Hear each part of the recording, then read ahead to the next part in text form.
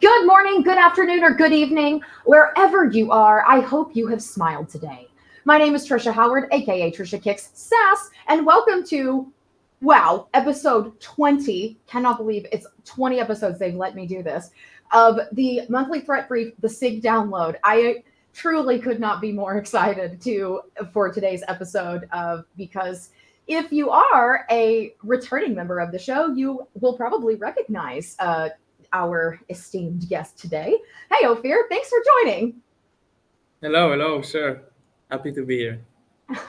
So we have quite a wild topic today. So I'm going to keep things pretty short. I would typically do a whole intro spiel and all that kind of stuff, but I'm going to let you go watch Ophir's previous episode to get all of that. And instead, I'm going to ask a question. This is something that I haven't ever done on this show before, but it was a funny comment that came up whenever we were discussing what we're going to do for this show, which was if you had to be an operating system, if you had to identify as an operating system, what would you be? And this was decided because his initials are OS, and I thought it was funny. So, Ophir, what OS would you be other than yourself? I'd definitely be XP for two reasons. Yes. Wait for the answer. So first, it's better than Vista, and second of all, I love malware, so it goes hand in hand. Oh, well, I am so glad that you literally just made me hear that for the first time. That is glorious. I love it. Wonderful. I said I was Mac OS because I might be a little difficult to work with others, but at the end of the day, I will get things done. It will work. So amazing. So we have Mac OS and XP talking about AI. This is going to be a great show. Um, I normally would go through a whole news thing of what has gone on, but since we are talking about a topic that's going to take a fair amount of time, I just want to mention one single thing. This link is in the attachments. We did have an active exploitation of a new Mirai variant that went out exploiting a Waze of vulnerability. So definitely check that out. It's a wonderful write-up by the CERT, and make sure you patch because you're probably affected. And with that being said, let's jump in. AI, of course, is on everybody's mind, whether you are a person using it, an enterprise, and certainly a security professional, which is who tends to watch this show. So we're going to stick away from the known personal ones, your typical prompt engineering and all that kind of stuff, and even staying away from the actual malicious AI tools. Those are huge and real threats, but you can just do a quick search and find tons of info on those. What we want to talk about is a different level of threat, which is more the enterprise and maybe the threats that you don't know that are occurring in your enterprise with regard to AI. So, do you want to start there, Ophir, and maybe talk about Sure. some of the So you mentioned a couple of threats which are really interesting, but not on today's focus. But if you look at them from enterprise, from the view of an enterprise, those little things become much of a big problem. So we're talking about those problems, but in scale. So enterprise see the bigger picture, all these risks in using AI, but instead of they could harm a specific person or one employee, they can affect the enterprise as a whole. So what is the enterprise dealing with? First, everyone is using AI. Okay, I don't need to convince you this. Everyone is using so many different tools. Those tools are changing every day. One day you use this one, the next day a new one, which is better, comes out. And the security teams of those organizations need to keep up. They're trying to understand what's going on. And one of the big issues that there is no visibility.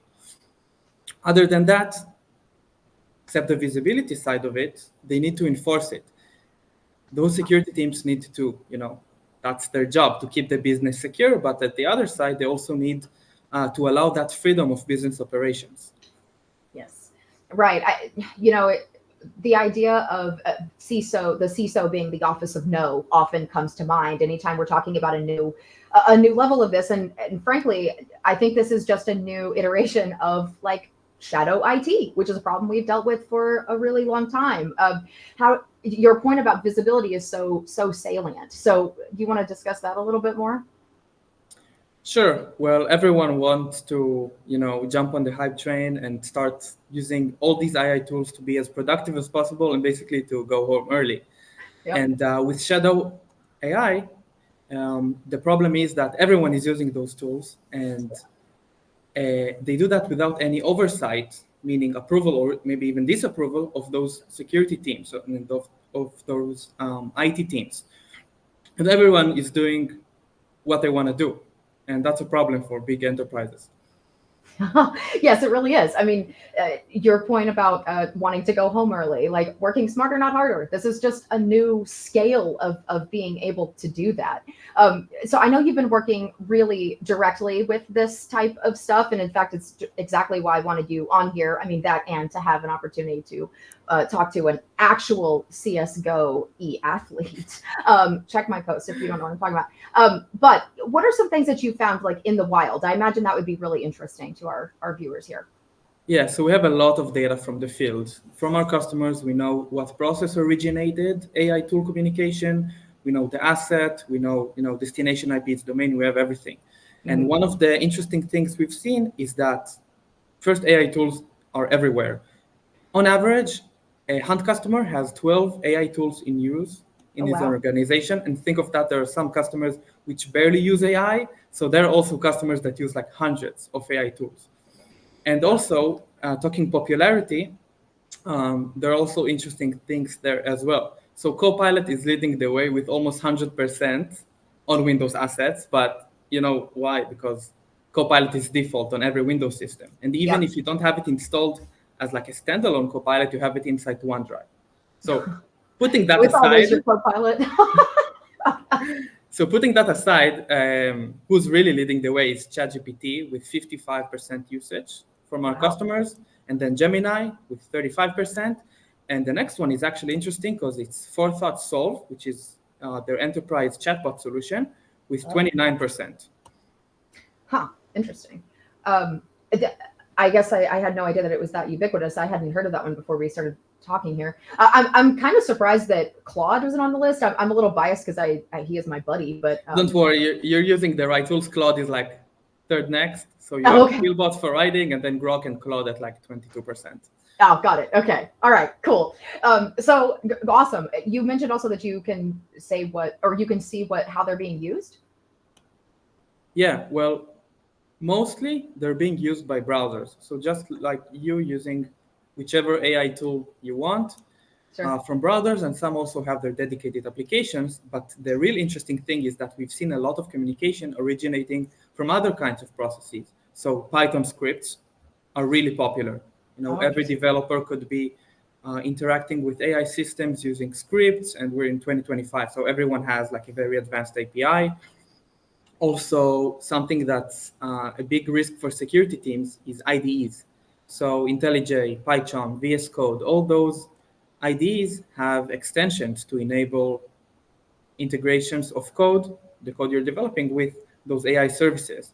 So if you do not have, a specific license for an AI system, you might be actually sharing your code base with an AI. Oh, wow. That's a really interesting point. I didn't even consider that. Like like how much you're paying and what you're paying for. Oh, wow. That's an interesting point. Yeah, and you don't know if it could be learning upon your code. Maybe 1 year from now, someone could be asking the LLM, what do you know about this company? And it could be outputting your code. Um, Oh, oh, can't imagine where that would be a problem. No, that's probably fine. yeah, yeah, I don't see it as well. Yeah. It's the world Wow. of Okay. today. That is the world of today. Yeah. I guess what you're hitting on, I think, is how is what I would describe as more risk management. Which when I think about AI with regard to security, especially, it is a risk management problem at its crux.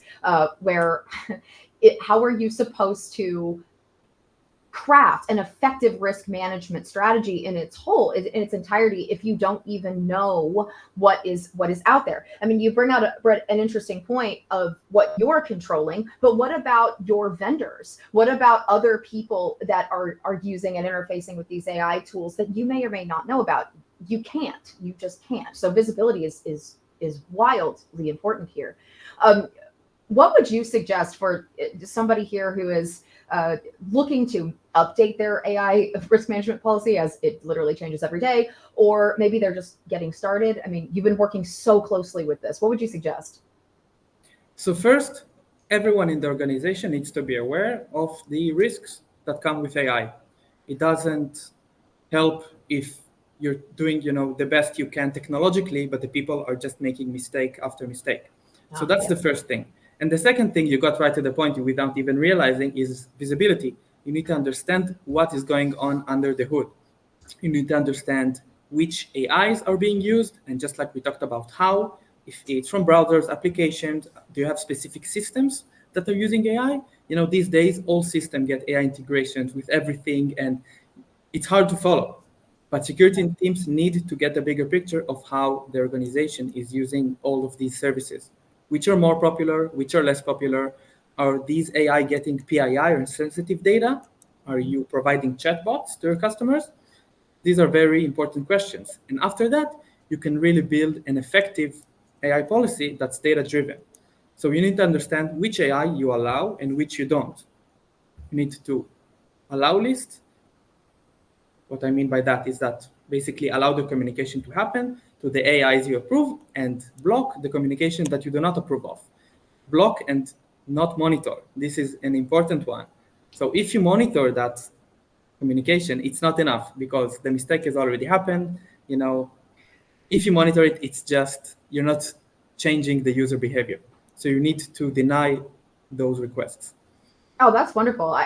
Yeah, I mean, obviously, monitoring versus taking action, those are two extremely different things. You can just watch a ransomware threat happen versus, stopping it and keeping it from propagating.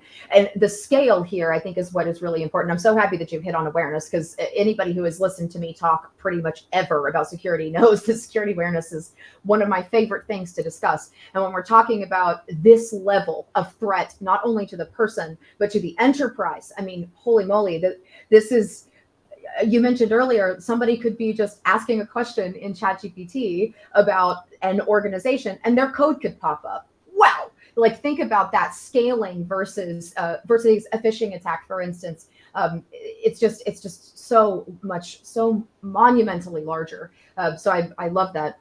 I'm so happy that you said that, and more importantly, taking action. I think that is a critical point when we're talking about security at all, but especially with something that is changing so fast. We were joking when we were like talking about the show that it would be fun to watch this episode a year from now and see how much of it is actually still relevant. I'm sure that it will be, but I'm not sure what I want to happen. yeah. Maybe it's good that it will be relevant, maybe not. Yeah, right. I guess we'll see. I mean, maybe by then we'll just both be LLMs talking to each other and it'll be, the SIG LLM download. Maybe we'll see. We'll have to see. You'll have to come back in a year and we'll discuss it. Um, wow. I say this every episode. I can't believe we're already out of time. This was we could have probably talked about this for an hour at least. And if that is something that y'all are interested in, be sure to let us know and we can maybe make that happen. Thank you so much for joining, you personally, Ophir, and also everyone here listening. We are our quick little show is quick for a reason. I will be back on the 30th of July. We hope to see you back for episode 21. Any link that we talked about will be in the attachments tab of this webinar per usual, including check out our SIG download page and any recent blog posts from our research team. In fact, you'll probably see Ophir's name there relatively frequently. And be sure to bookmark our page. It's the best way to keep up with us here and on social media. We want to hear from you directly. So if you have a question, comment, concern, joke, whatever, we love those. Email us directly at brighttalk@akamai.com. We want to make sure that this is relevant and, hopefully a little fun and educational while we're at it. So thank you everyone for joining. Thank you so much, Ophir, for sharing your brilliance with us. Is there anything you would like to leave the audience with that anything else? Nothing No? in particular. That's right. That's because you're a professional and got it all in during the show. That's right. Go check out my post and you'll see what I mean about CSGO. Cybernara, y'all. Bye.